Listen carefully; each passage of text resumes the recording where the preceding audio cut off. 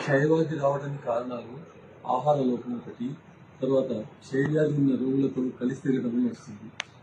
ఈ వ్యాధి లక్షణాలు ఏంటంటే సాయంత్రం పూట జ్వరం ఎక్కువ రావడము, దగ్గితే గల్లపడ్డము, ఒక్కొక్కసారి జబ్బు ఎక్కువైనప్పుడు రక్తం పడ్డము, ఇవన్నీ వస్తుంటాయి. వెయిట్ అంటే తూకం తగ్గడం కూడా ఒక ఈ జబ్బు యొక్క లక్షణం. ఎవరైనా మనిషి తన తూకం బాగా తగ్గిపోతుంది అంటే నెలలో ఒక 5-6 కేజీల కంటే తగ్గిపోయిందంటే అప్పుడు ఈ క్షయవ్యాధిని మనం అనుమానించవలసి వస్తుంది.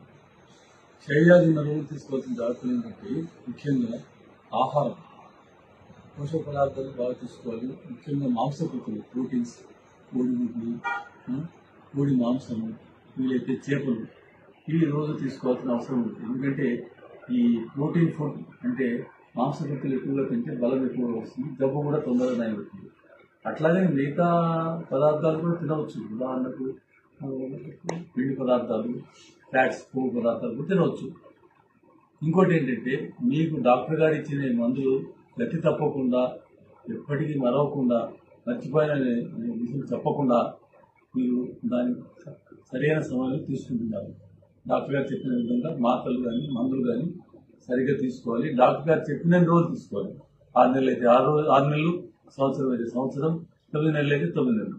ఈ విధంగా మీరు ఆహార పదార్థాల్లో జాగ్రత్త తీసుకొని అలాగే మందులు సక్రమంగా వాడినప్పుడు మీ జబ్బు వెంటనే నయమయ్యే అవకాశం ఉంది. ఇంకోటి ఏంటంటే చాలామంది టీబీ జబ్బు ఉన్న పేషెంట్స్ పొగ త్రాగడము, తర్వాత సారా తాగడము, మద్యం సేవించడం, ఇవన్నీ జరుగుతాయి. ఈ అలవాటు ఉన్న వాళ్ళు వెంటనే వాటిని మానేయాలి.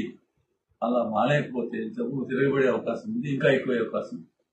కాబట్టి మంచి అలవాట్లు, వీలైనంత వరకు స్వచ్ఛమైన గాలిలో తిరగడం, మంచి పోషక పదార్థాలు తీసుకుంటూ, అట్లాగే పండ్లు కూడా మనకు నచ్చిన పండ్లు తీసుకుంటూ జాగ్రత్తగా ఉంటే ఈ జబ్బు తగ్గిపోతుంది.